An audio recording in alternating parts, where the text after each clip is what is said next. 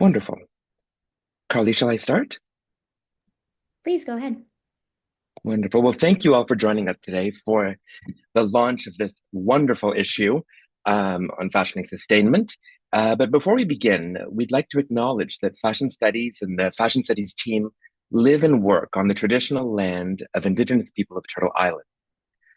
So, Toronto, where I am today, is governed by the Dish with One Spoon Wampum Belt Covenant, which is a pre-colonial treaty between the Anishinaabe, the Mississaugas, and the Haudenosaunee. As settlers, we are all treaty people and are responsible for the well-being of the land and the human and non-human creatures with whom we share it. So So thank we you very much. launched, I'd like to go ahead, Ben. I was going to pass it on to you. thanks, Nigel.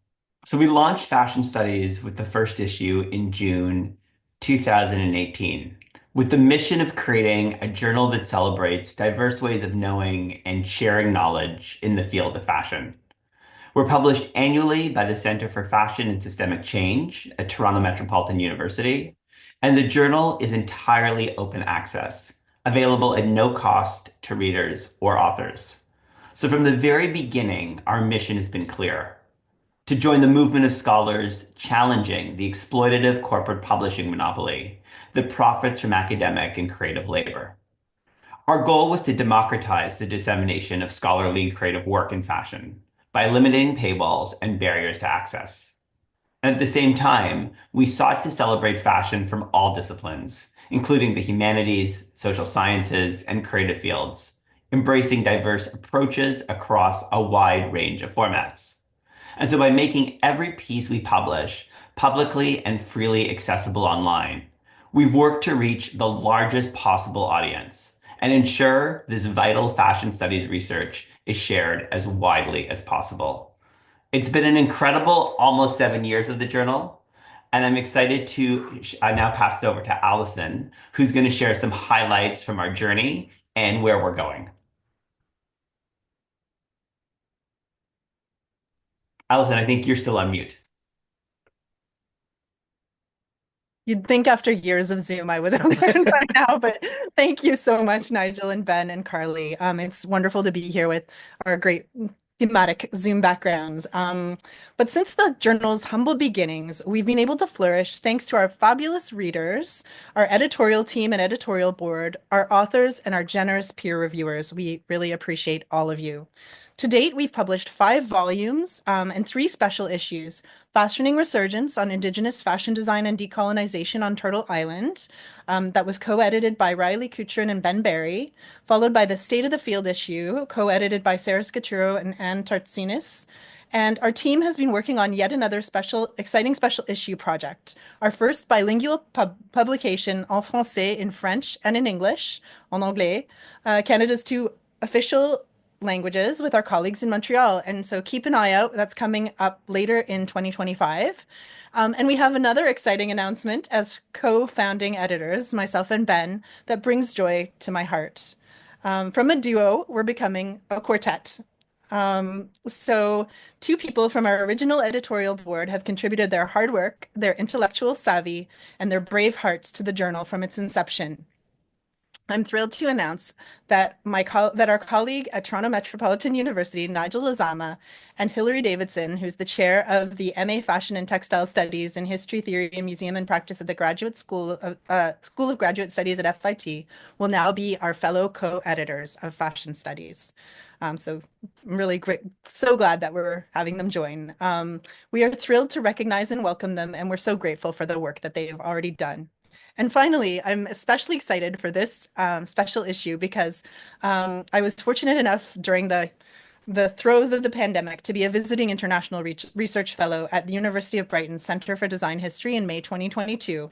And I got to know Annabella Pollen very well, and I have great respect for her work and for Alex's work as well. So it's exciting to see what local, national, and international collaborations can lead to, and we hope to foster more in the future. Well, you're muted too now, Nigel. I'll never get used to it.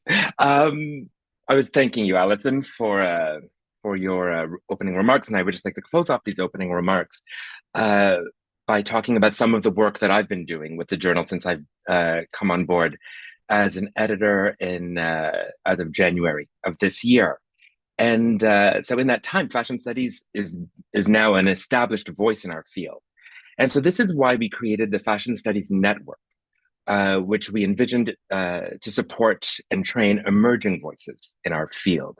So last spring, we held the first biannual international conference for graduate students, and we worked with an amazing team of graduate students that formed our organizing committee, and we hosted 35 students from Canada, the US, and Europe.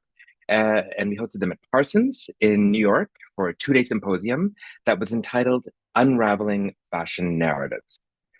This year, we're continuing this work with an international editorial board of students and recent graduates that are going to work together to publish a peer-reviewed special issue of 10 papers that came out of that original conference back in June at Parsons. So this issue is going to be out in June 2025. So that's another thing to keep an eye on and to mark your calendars for. Thank you very much. Thanks, Nigel, and thank you everyone for coming today. My name is Carly. I'm the managing editor of the Fashion Studies Journal. It's been such a pleasure collaborating on this special issue with our brilliant co-editors, Annabelle and Alex, and our talented team here that you're meeting today.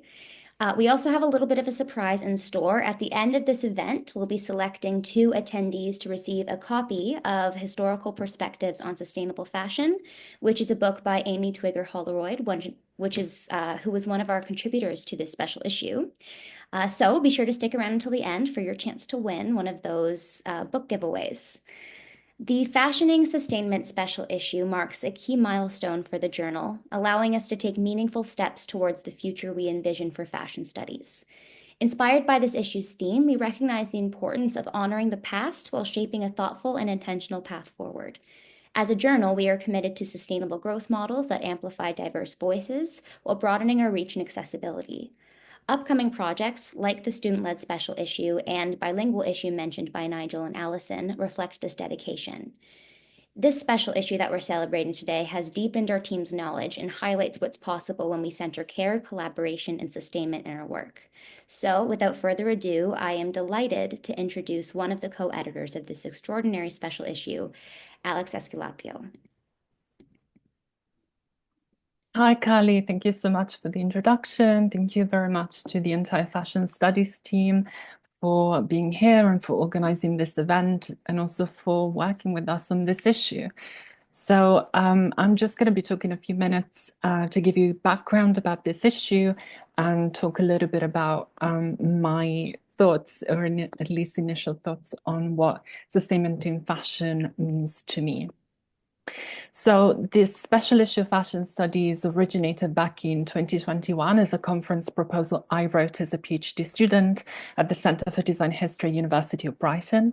The proposal eventually evolved into an online conference that took place in January 2022, which then Bella and I turned into a proposal that we brought to Fashion Studies, who responded positively and made this special issue possible, and something I'm incredibly grateful for. Most contributions to this issue were originally papers presented at the conference, supplemented by newly developed works as well. So the original idea behind the issue and the conference was based on insights from a doctoral research, during which I examined overlooked fashion design strategies in museum archives, as well as creative work about everyday, quiet, sustainable practices. I understood these practices overall as articulating alternative structures of feeling in fashion, a term I borrowed from cultural theorist Raymond Williams, which challenged what I identified as the dominant structure of feeling promoted by the fashion industries and neoliberal society at large, which encourage unsustainable attachments to novelty, wasteful practices, and market-driven values. And my thinking clashed with broader sustainability discourses and practices, which often felt quite limiting. And so I found myself feeling frustrated by institutionalized frameworks of sustainability that center growth and technology-driven solutionism. In many ways, I was left wondering what to do with that knowledge, particularly as most of my teaching was as a historical and cultural studies tutor on practical courses. And so students on those courses sometimes struggle to see the point in learning about history and theory. And they ask, what is the point? And many of them would think of sometimes even ask me directly that question. And so the work of design theorist and historian Tony Fry on the concept of the sustainment was important for me in that it allowed me to develop a language to articulate some of my own insights and frustrations, as well as to begin to answer some of my students' questions about the uses of history. In 2003, Fry articulated the Sustainment as a practice, a philosophy, and a vision of sustaining life in the material world in a way that challenges the entanglement of sustainability with Eurocentric modernity, economic growth, and a techno-functionalist understanding of the world. The ambition, breadth, and politics of what Fry calls the sustainment far exceeds those of sustainability, which elsewhere Fry aptly describes as being largely limited to the framework of a restrictive economy, where human exchange is, quote, colonized by a market-based model, end quote. Fry's vision is polyphonic and non-prescriptive. So he writes that, quote, the sustainment demands difference of forms, cultures, lifestyles, resting upon a commonality of consequences, end quote. And in this sense, I see Fry's thinking around sustainment or the sustainment as closely aligned with the material goals and intellectual ambition of degrowth and post-growth movements, as well as decolonial struggles against global neoliberalism. And like in the Renaissance, which acts as a historical precedent that Fry uses to convey the scale and ambition of his vision, the sustainment, according to him, will also rely on creativity as, quote, a process of remaking from the cultural materiality of the past, which functions as a source of inspiration, standards, useful knowledge, raw material, and a resource to explore, question, and innovate with, end quote. And I personally find this understanding of the political and creative role of historical knowledge to be very useful both in my teaching and more broadly as a vision for the public uses of historical knowledge in all its forms. Within academic publishing, we therefore chose to work with fashion studies for the commitment to make knowledge more accessible. And the contributions in this special issue explore overlooked histories of and new perspectives on resourcefulness, reuse, creative ingenuity, remaking, repair, mending, and sharing in the 20th century, and consider how these intersect with the histories of global modernity, urban development, policy, craft, class, cultural identity, gender, sexuality, and body politics. And contributions by historians and theorists, as well as makers and curators, we hope offer critical insights into the politics of sustainment in fashion and dress history across different contexts and examples. And we hope also show the importance of attending to historical knowledge to create truly sustainable fashion futures. So now that I've offered some of my own thoughts on what sustainment in fashion means and looks like, a bit of background on the issue, we're going to play some short videos from some of our contributors on what they think about sustainment in fashion. And then I'll be in conversation with researcher, curator, and co-founder of the African Fashion Research Institute, Erica de Graaf, to talk a little bit more about these issues as well.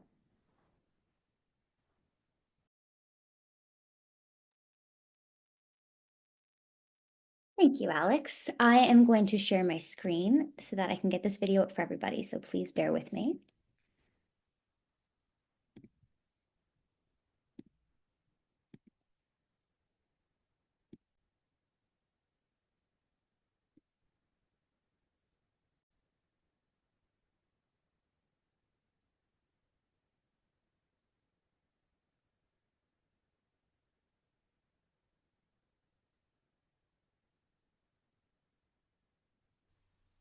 Hello, I'm Amy Twigger-Holroyd, Associate Professor of Fashion and Sustainability at Nottingham School of Art and Design. My project, Fashion Fictions, brings people together to imagine and enact alternatives to the globalised mainstream fashion system. And as part of that, we often talk about how fashion has been organised and experienced differently and more sustainably in the past. I've also explored this fascinating topic in my recent book, which looks to the past to find inspiration for sustainable change today. The conversation article was a great opportunity for me to talk to Annabella about the insights we can gain from understanding the past and how these insights might help us understand the present and the future. As we were talking, I referenced The Long View, a BBC Radio 4 programme, which explicitly draws parallels between past and present. I really think that long views are super valuable. We also discussed how we can translate insights based on historical research, what historians might think about that, and what designers might think about that. I found the whole conversation fascinating, but the bit that stayed with me the most was the idea of fashion historians and fashion designers who are interested in sustainment scaling a mountain from opposite sides. Historians are generating insights based on their expertise and sharing them with others. Designers, like me, are looking for these insights to learn from and design with. If we're going to really learn from the past, then I think both groups probably need to go a bit further to reach out and help each other. This special issue is an important step in the right direction, and I'm excited to think about other ways that these connections can be developed. Hello, I'm Annabella Pollen. Among other things, I write about historical attempts to fashion new worlds and the role of dress in anti-fashion movements. I'm interested in the legacies of these clothing stories, and through them I ask what practices might be sustained and what lessons might be learned. I brought these questions to my conversation with Amy Twigger-Holroyd, inspired by her 2023 book, which looks at what sustainable designers can learn from history.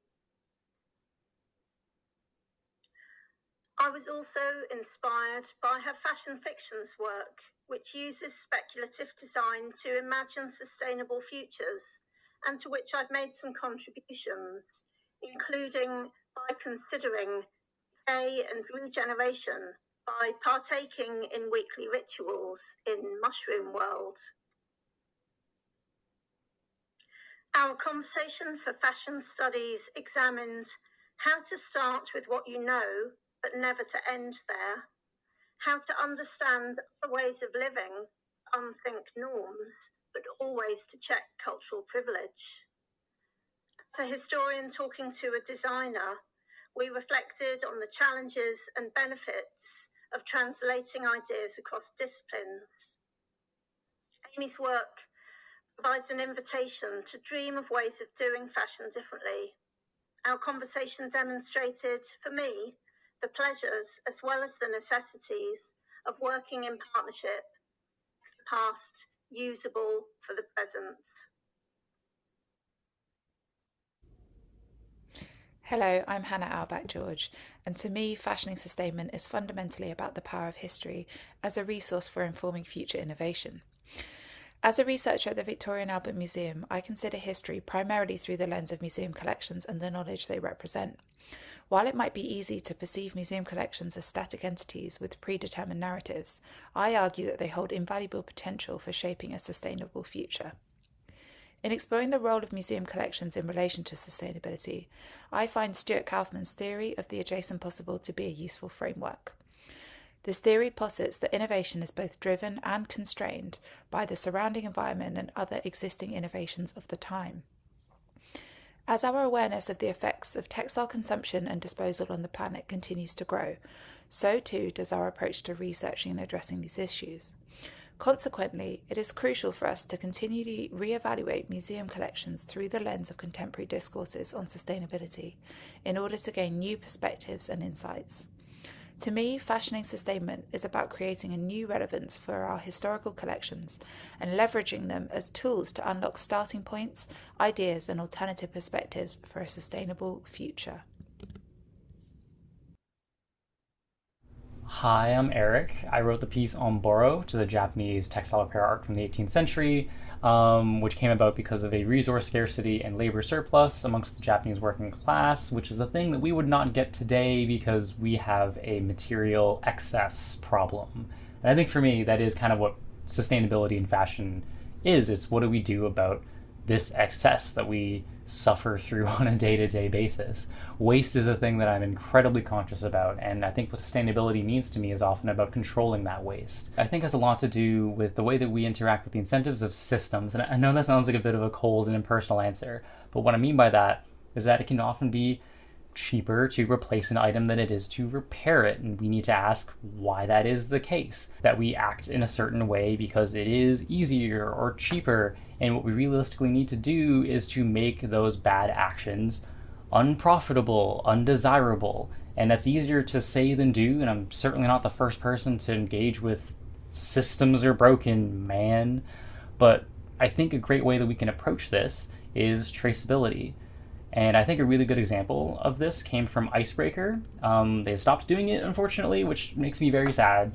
But basically, you used to be able to have this code on the inside of your garment, and it would tell you where the wool or whatever was grown, where it was spun and sewn and knitted, what factories it passed through, what distribution centers it went through, how it was shipped, what stores it went to, where it was ultimately purchased. You could take an entire garment and know its history from start to finish.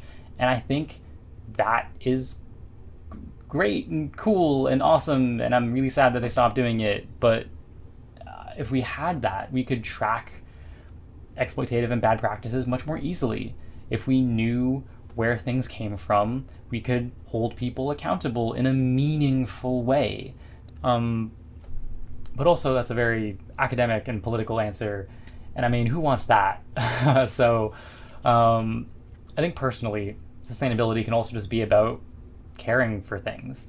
I really care for all the clothes that I have. I have developed a sense of personal style that entails wearing a lot of things that I feel get better with age, that encourage more wear and repair, and I keep them around because I like them, and I care for them because I like them. And that personal and emotional investment in my clothing, I think, has gone a long way for making me more sustainable. It makes me want to take care of them and makes me want them to last a long time, not to be sustainable, but just because I like them, because I want to keep them around. My clothes in that way are kind of like my best friends. That sounds incredibly lonely. My best friends are humans, I swear. And also clothes. Bye. Hello, I'm Dr. Bethan Bide, and I am a lecturer in fashion history at the University of York. And it's that background in fashion history that informs the way that I think about what sustainment might mean to fashion. And that's because a lot of my research over the years has considered the spectrum of people who are involved in the fashion industry. These are people that I broadly refer to as fashion makers, and they include everybody throughout the fashion supply chain, from people who make textiles through to machinists and pressers in a factory, through to designers, fashion buyers, sales rooms assistants. So you can really see there's a big range of people who fall under this umbrella of fashion makers. And because my research has thought about all of these different people and the contributions they make to the fashion industry, but also what they get from their jobs, for me, anything that we think about in terms of how we can make the fashion industry a better place has to take on board what fashion means to all of these different stakeholders. So often I think that our discussions about fashion are too focused on consumption and consumers. So a lot of our solutions to how we can make fashion more sustainable focus around how we can change consumption behaviour. And that's obviously really important. But often what is left out of those conversations is the impact that those changes might have on people who work elsewhere in the fashion supply chain. So if everybody stopped buying clothes tomorrow, what impact would that have on the people who make clothes in different places and different parts of the fashion industry? So for me, fashion sustainment is all about how we can build a fairer and more equitable fashion system that helps support those people, that helps people have fulfilling and well-paid jobs in the fashion industry, that helps people get a sense of meaning from their work, but also hit some of those UN Sustainable Development Goals that relate to livelihoods and standards of living. So I would really love to see us build a more equitable and fairer fashion industry by making sure that in our discussions about sustainment, we also include all of the people who work in the fashion supply chain, not just consider the impact on consumers and the environment. Thank you.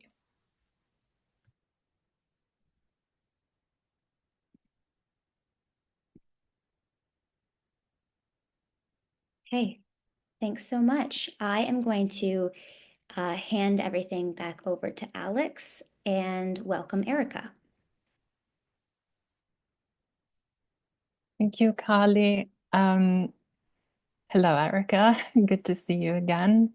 As I said earlier, Erica is a researcher, curator, co-founder of the African Fashion Research Institute. She very kindly agreed to be in conversation with me today. I would be sort of remiss not to mention that she was also the keynote speaker at our original conference back in 2022. And we had a conversation then that I think I really enjoyed and was very insightful. And so I thought that she would make a wonderful partner for an in conversation about the issue today. So I guess I should start probably by just asking, what does sustainment mean to you, Erica, in relation to your own work? Maybe why is it needed now? What do you think of it? Thank you. Thank you so much, Alex. Thank you, everybody at Fashion Studies. It's really such an important moment to think about this as a global dialogue. And so this question of sustainment, and I think the question that you're raising around what does sustainment mean to me, or what does sustainment mean when we look at the 6 contributions in the Fashion Studies Journal. And I think there's a word that, it stuck with me in preparing for today as well, that can we start to think of this as a polyphonic practice, and what this multi-voicing starts to do. So the journal is just really the tip of an iceberg of us to think about sustainability in a different kind of way through the lens of sustainment. And so what does this bring into view? And we just shared the videos of some of the contributors, and what is it starting to bring into view?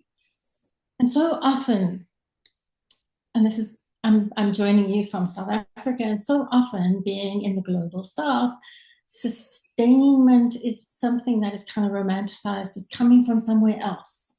So the fashion industry is not sustainable. It's not, so it's coming from somewhere else. So this idea of bringing into view the somewhere else is maybe the crux of what we're really looking at. Because for so long, our fashion systems in the global South, or other fashion systems, fashion people who are marginalized, it's been relegated to culture or subculture. It's not fashion. So there's relegation to the margins. And what does it mean to bring that back into the center of this fashion polyphonic practice? So there's 2 things that I was thinking. There's one thing that we speak about the fashion industry. We speak about the past. We speak about the long view. But actually, we should be speaking about the fashion industries. We should be speaking about the fashion histories. We should be speaking about the long views, the pasts. There's not one past, there are many.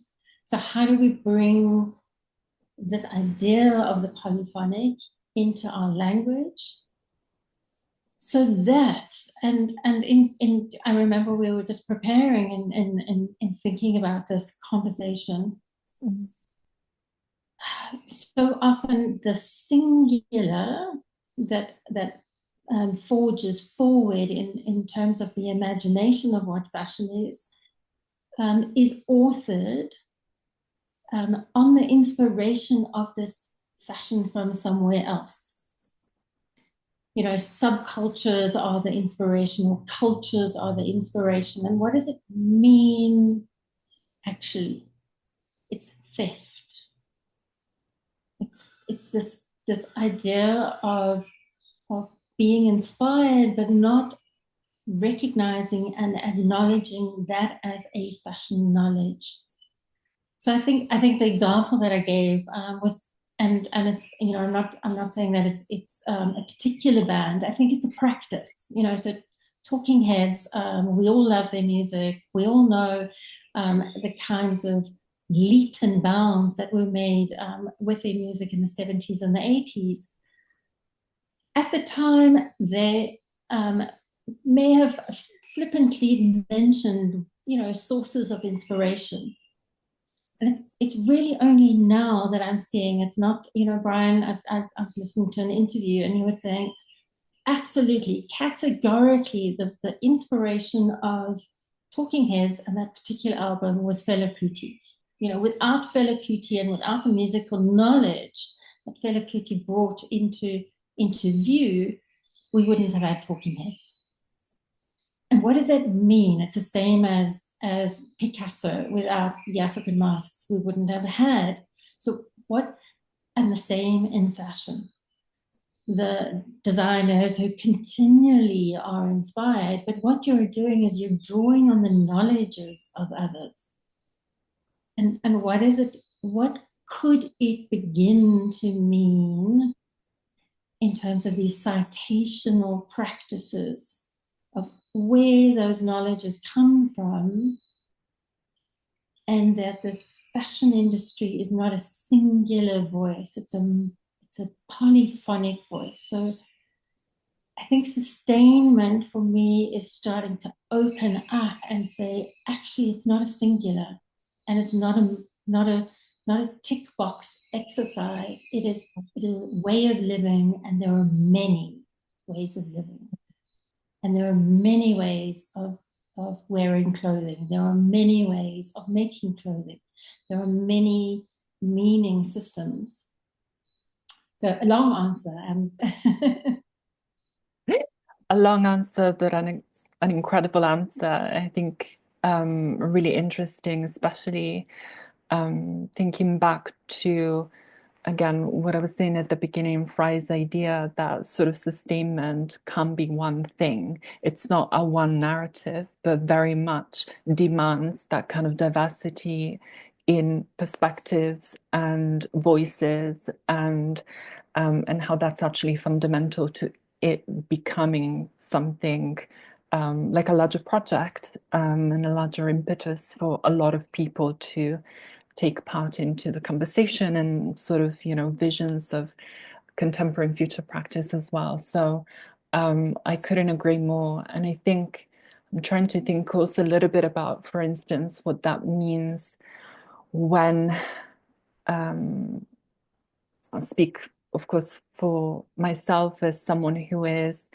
a lecturer in historical and critical studies at an English university, having to teach history and theory to students who are not necessarily always sort of that interested in it.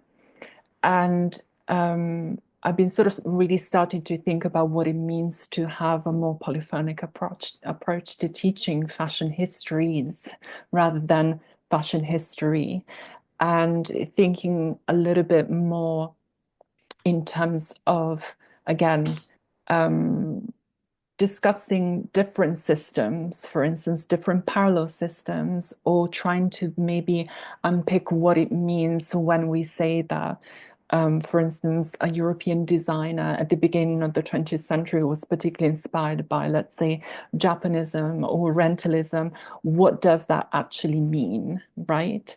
And thinking, actually, try to sort of also rethink the way that even I just sort of talk about it. And so, for instance, I've started to be very clear about the fact that, for instance, a lot of the early 20th century work that happened in Paris wouldn't be possible without, for instance, the kimono, even just as an example. So it wouldn't be possible without that history, that garment, that the very idea of stylistic innovation, sort of based on, again, Orientalism and Japanism and so on, is actually a sort of an act of borrowing or theft from completely different cultures and systems, and to sort of try and engage with those systems a little bit more carefully, also as a way to decenter, of course, the European fashion system and haute couture, and again, what we sort of think of as the dominant fashion system as just one of the many fashion systems. And so, of course, this is a very small intervention, and it's just, a specific example of, I think, a broader shift in the way that we also, I think, as educators, teach fashion, so that hopefully the practitioners of tomorrow will have a much sort of more comprehensive, a broader understanding of how, as you were saying, multiphonic, fashion is. But I think there's definitely a push towards acknowledging all these different systems. And I know that especially in education, there's been a little bit more of that happening. And I'm very excited to see what that leads in many ways. And I love also the idea of what you were talking about in terms of citational, again, practice, and thinking about, where do these ideas and things and practices really originate from, and how do they change, and how are they sort of stolen, adopted, borrowed, and so on. And I suppose bringing it back to the notion of sustainment, I think something that also this issue tried to do is sort of to try and critically think a little bit more about the genealogies of sustainment, the genealogy of sustainability beyond this very sort of Eurocentric, technology-driven and growth-obsessed idea of what sustainability is.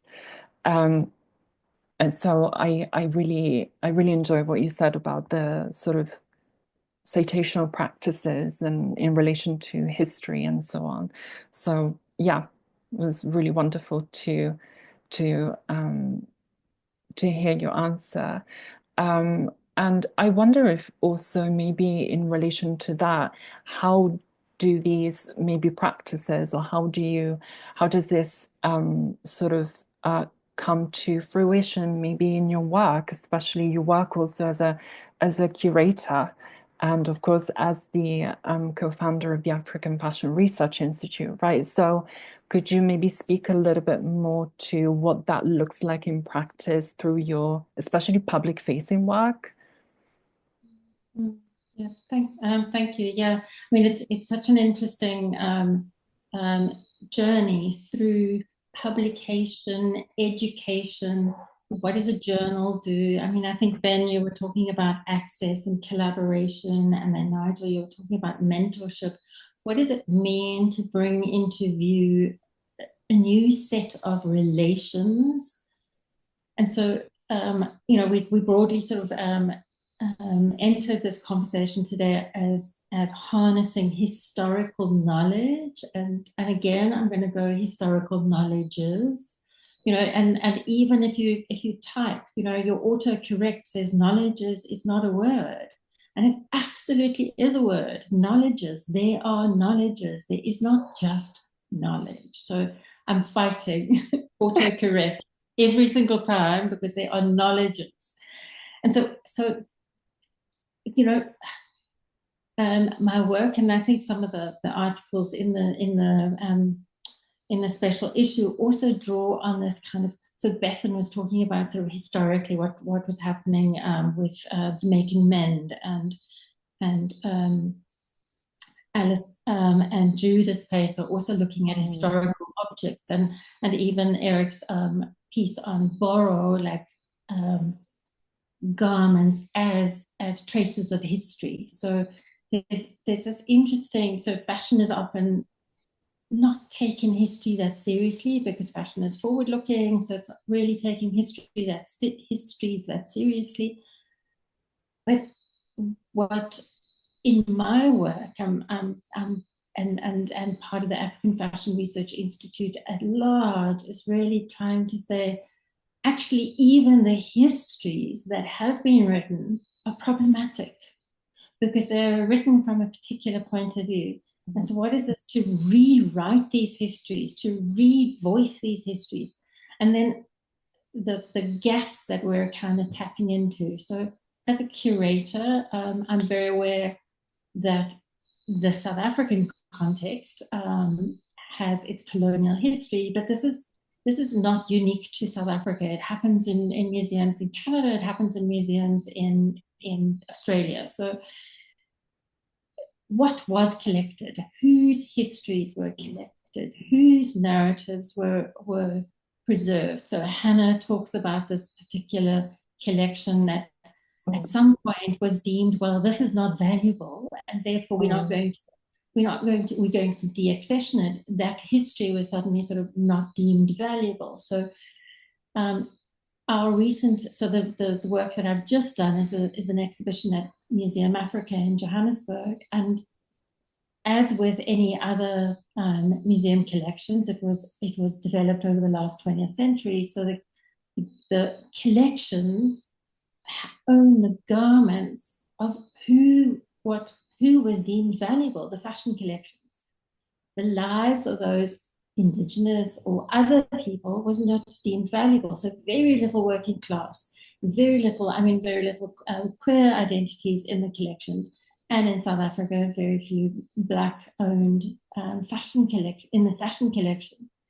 Anything that was owned by indigenous South Africans would end up in an ethnographic collection with a very narrow framing of what was determined by those definitions of tradition, and these inventions of like, well, tradition is that, nothing else, nothing to hide, nothing to complex. So I think what the journal is also trying to do is trouble this singular narrative about that serves a singular hegemony of a fashion system.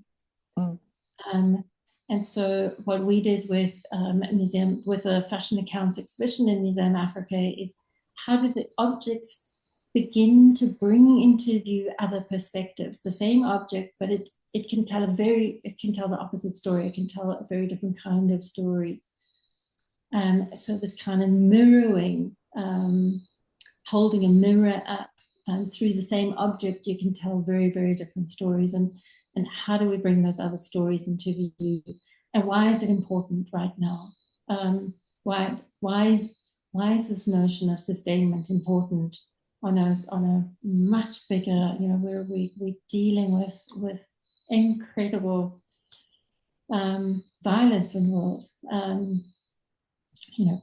from environmental to human, so and why is this? And maybe just to end that with this question of care. So I think it's quite an interesting one. Museums care for objects, but actually, who were they caring for? So it's not just the concept of care; it's where that care is being directed. And so hopefully, with the journal and with I'm not sure if everybody's read the articles yet, but these they're small little journeys of caring about something, to listen in differently. I think it's listening in differently, so we emerge with understandings of new kinds of histories. You have 3 minutes left. Thank you, Carly. Well, I think your answer is really thoughtful and incredibly interesting, and I would absolutely agree with you about the need to listen sort of in different ways, and that ties very nicely with what you were talking about in terms of having polyphonic conversations. And sometimes that is also just listening to, of course, objects differently, to people differently, and so on. And so I think it's something that we definitely need to work on. And I think in many ways, the work that you do, but also the work that we do more broadly in history as historians, is to also maybe, again, sort of rewrite public histories and to sort of present histories as different, and present new histories that are worth listening to. And I agree with you that the contributions to this special issue kind of are really sort of a good starting point for doing that. I know that I will definitely be using some of them in my teaching. I'm so happy that a lot of them, all of them will be also available again, and accessible to everyone. And hopefully this will sort of, again, kickstart more and more conversations that my hope is that will just happen completely independently of this issue and of, you know, those of us who are involved in this issue, because again, the idea is that, of course, the discourse shouldn't be dominated by those of us who are in, you know, in the global north, obviously. And so thank you so much for your thoughtful responses and for putting together with other curators an exhibition that I'm really sad to see I won't be able to go view. But yeah, I want to say just thank you so much for your thoughts and for your yeah, just thoughtfulness. And I will also make sure to take on the challenges that you threw in our directions at us in terms of thinking a little bit more radically about histories and knowledges and so on, despite what, you know, autocorrect and technologies sort of tell us. So yeah, I think this is a good time maybe to sort of wrap up the conversation and maybe to open the floor to questions from anyone who would like to ask any. Carly, you're going to moderate this section, the Q&A portion, right? Yes, that's right. So just to make things go very smoothly, because we have about 10 minutes for a Q&A, I welcome anybody who has questions to please put them in the chat, and I will act as a voice for those questions.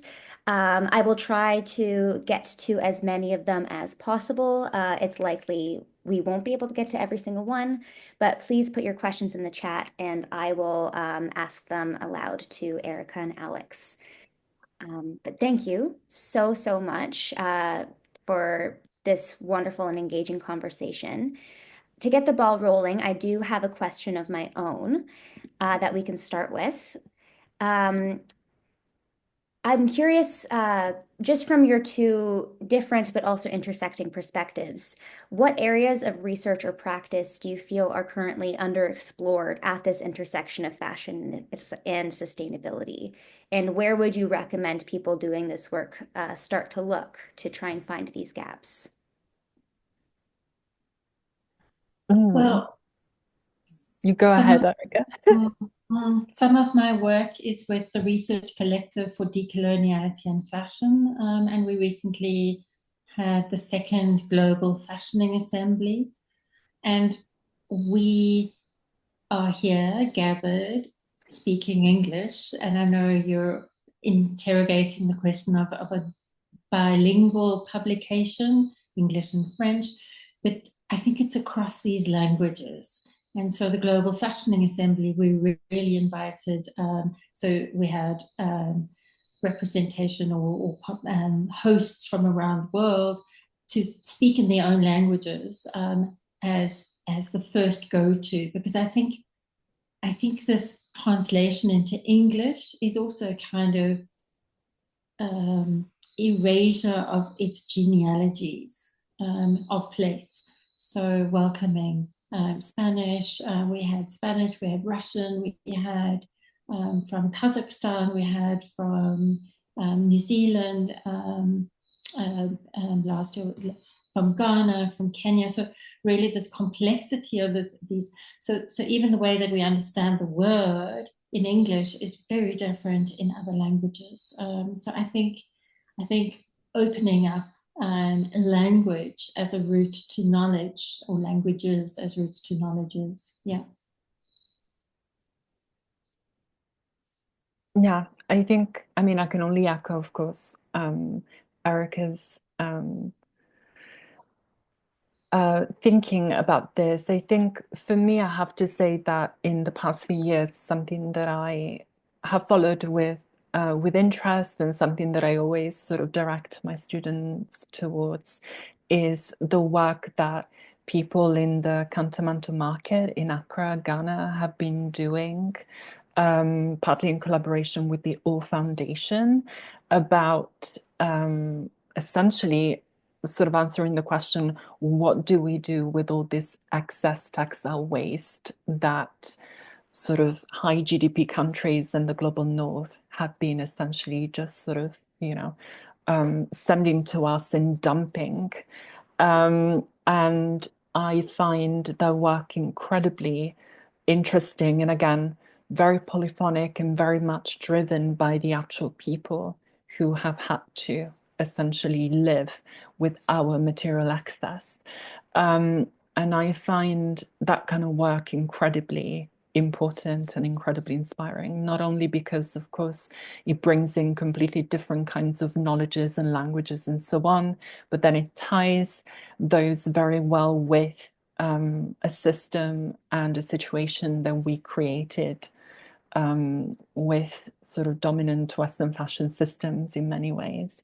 And so I find that kind of work to be a great way to sort of think about sustainment more broadly and to move forward with more meaningful conversations and practices as well. Thank you both so much. I really appreciate it. I do have a question. So the question says, Erica, I'm very moved by your ideas about insisting on the plurality of knowledges, histories, and views. I'm wondering if you can speak briefly about your practice of listening to museum objects to hear other stories. How do you attune your ear to hear non-hegemonic stories and histories in museum collections? Thank you for the question. How do you listen in differently is such a stumbling block when that which you want to listen to has been erased. It's a gap. It's an absence, and at the same time, there's a dominant narrative that kind of just wants to keep stepping in. So how do you listen into these absences? So one of the, on a very practical level, what we did in the museum is we looked at their photographic collection, and the photographic collection speaks because every photograph of a person is a fashion historical photograph.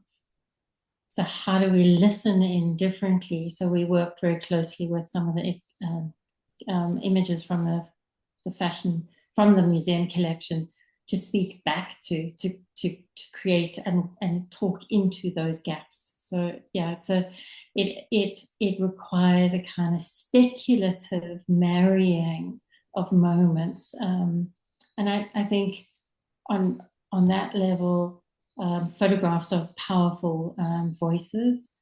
And then I think it's also very much the practice, who are you listening to? So I think as the African Fashion Research Institute, I've been incredibly privileged to be able to start to listen into very, very different kinds of histories. And it's my interest. So yeah, it's an effort to listen in differently. Thank you, Erica. I have a question. Alex, could you please share that reference for your waste reference for Ghana? Yes.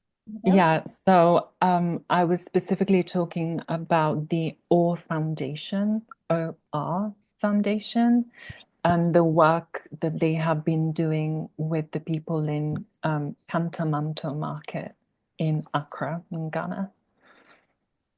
Fantastic. Thank you. Yeah, of course. Okay, I have another question. How do each of you approach engaging audiences who might be resistant to or unaware of sustainability issues in the fashion field?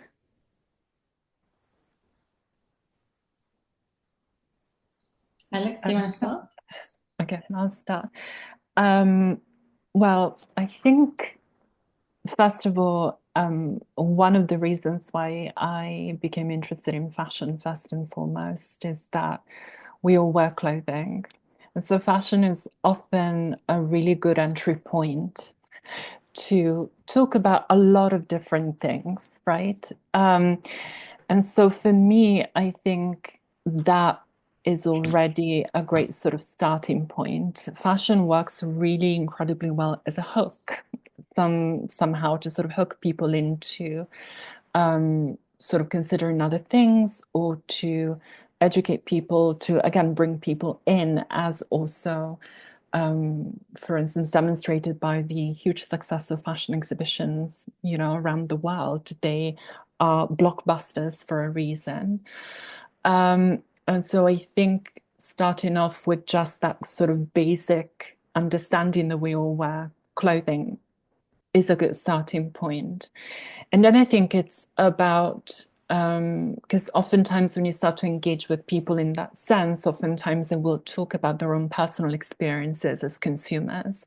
And I think oftentimes that is quite a limited perspective, but that is a good starting point to maybe make them think a little bit more sort of broadly about what fashion is, what fashion can be, different systems, and so on. But I think that is always a good sort of starting point. And then it depends a little bit on what, we're talking about in relation to sustainability or sort of sustainment more broadly. But I think it's quite interesting to, again, sort of think about, whether our participation in fashion systems is optional, because I don't think it is. And sometimes just sort of having that kind of brief conversation about that can be a good way for people to sort of start to kind of engage with slightly more systemic issues a little bit more broadly, because people tend to kind of at least want to engage a little bit more once they realize that they are part of those systems, whether they want to or not. So yeah, that is a very sort of, just initial type of answer and type of conversation, but I think that's where I usually start. Well, I would just keep it quite short, and I think decolonial work is what I do. Decolonial work requires, there is labor to decolonize. It's the unseen labor and the same with sustainability. It's not for the faint-hearted. Oh. But I think it has to happen. So I think you do the labor. You do the labor. And if people listen, they listen. If they don't listen, they don't listen. But you still do the labor. Wonderful. Thank you both for those answers.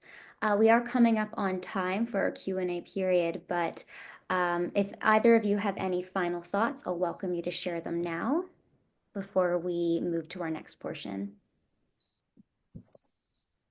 I'm good. Yeah, same.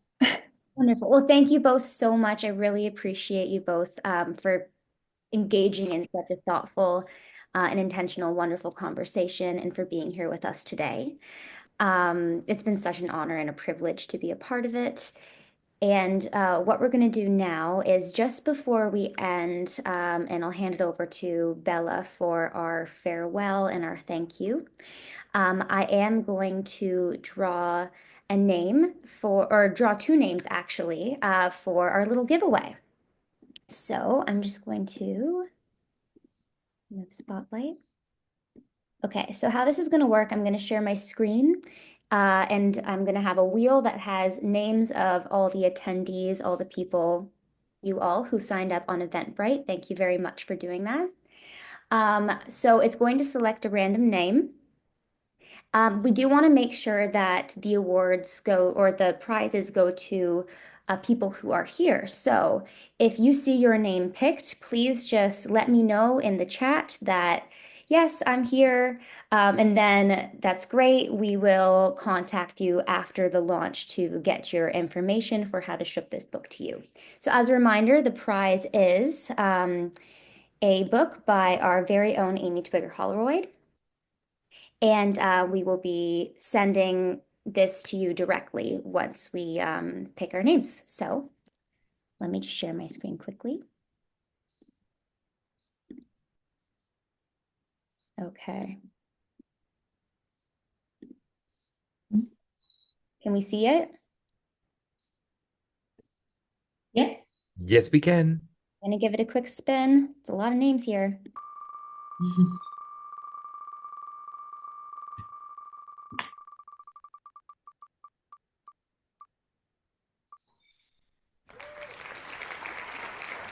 Melina Holmes. Are you here? Just let me know.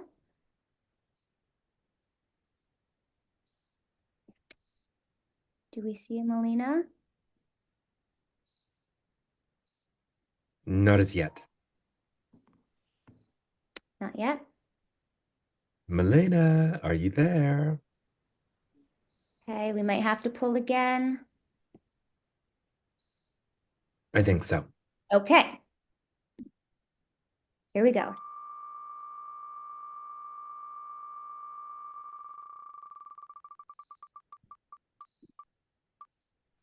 Milena is here. Oh, great. So this is our second one. Yeah. So Melina gets book number 1. Is Jessica Hemmings here?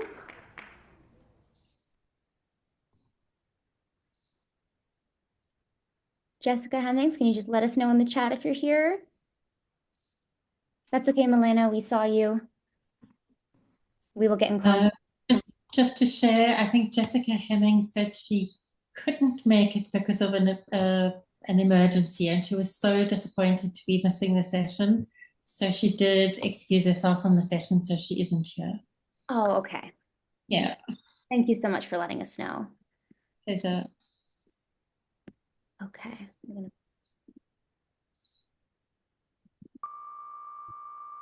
wait for our second book.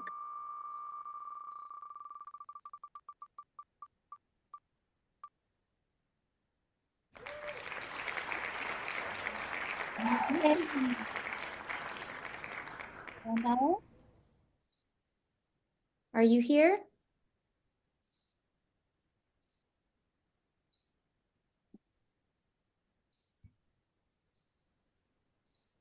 Just looking at the chat. Nothing as yet. Yet. We'll keep going. We'll make sure there are 2 prizes given out. I do see Bandile in the room. Oh, great. Okay. Yes. Okay, Bandile, we will get in contact with you following the launch. Okay, so thank you so much. And those are for our 2 winners. Wonderful. Well, thank you for participating in that. We'll get in contact with those of you who are going to be receiving that book. And I'm going to pass it off to our amazing co-editor, Annabella Paulin, for our closing remarks. Hi, everyone. I hope you can hear me okay. I love that spin the wheel competition. I've never been at an event where there's been one of those before, so that was really fun. So I'm one of the 2 co-editors with Alex Escalapio, and it falls to me to say some closing words and some thanks, which is a really nice task. So Alex has explained how the Fashioning Sustainment special issue for fashion studies had its origins in a conference. And Alex has explained how she came up with that proposal for a conference. And that was at a time when she was a postgraduate student representative. And I was the director of the Centre for Design History, where at the University of Brighton, which is a research centre, and we hosted that event. And the event grew out of Alex's PhD research, which she'd completed in the same year.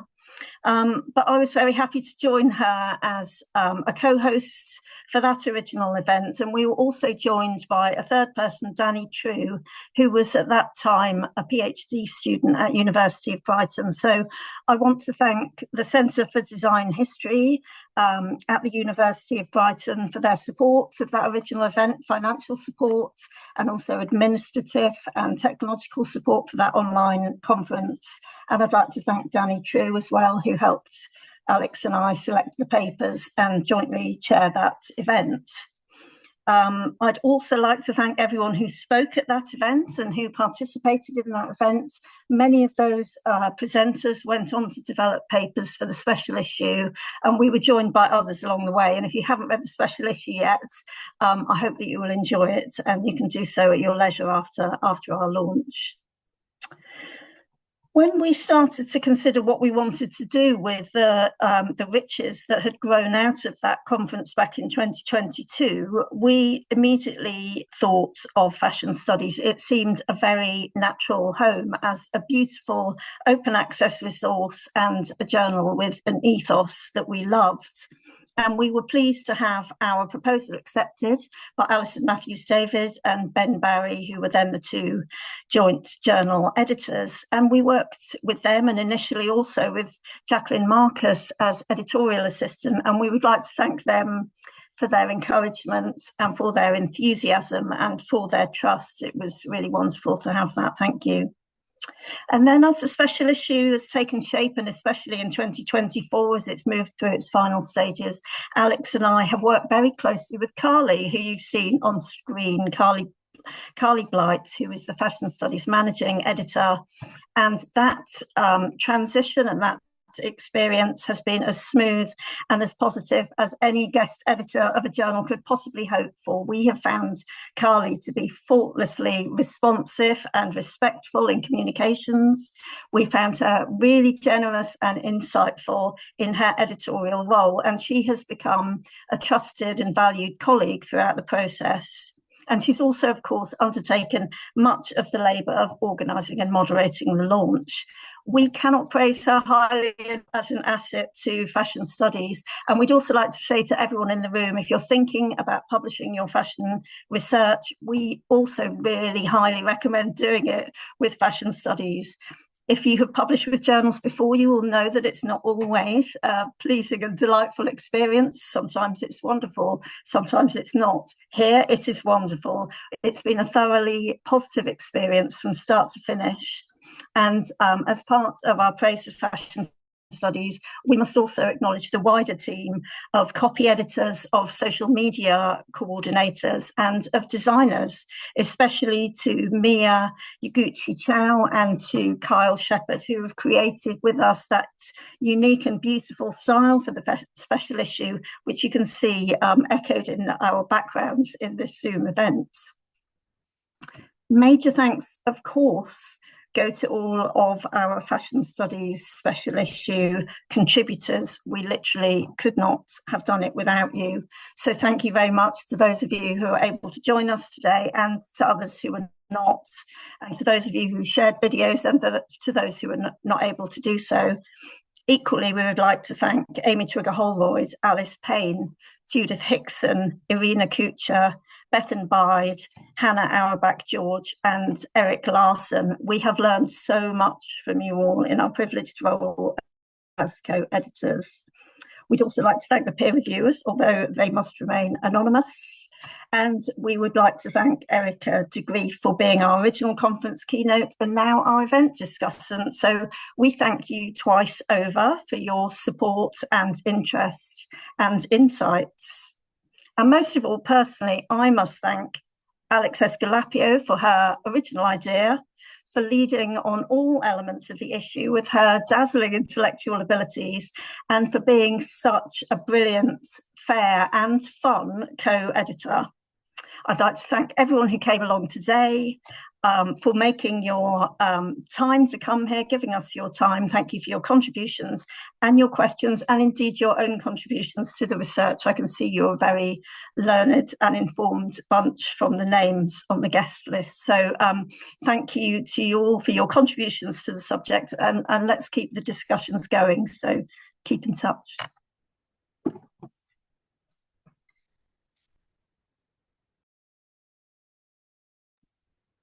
Thank you so much, Bella, and thank you so much, Alex. It's been such a pleasure working with you both and my incredible team. Thank you, everybody, for coming today. This concludes our launch.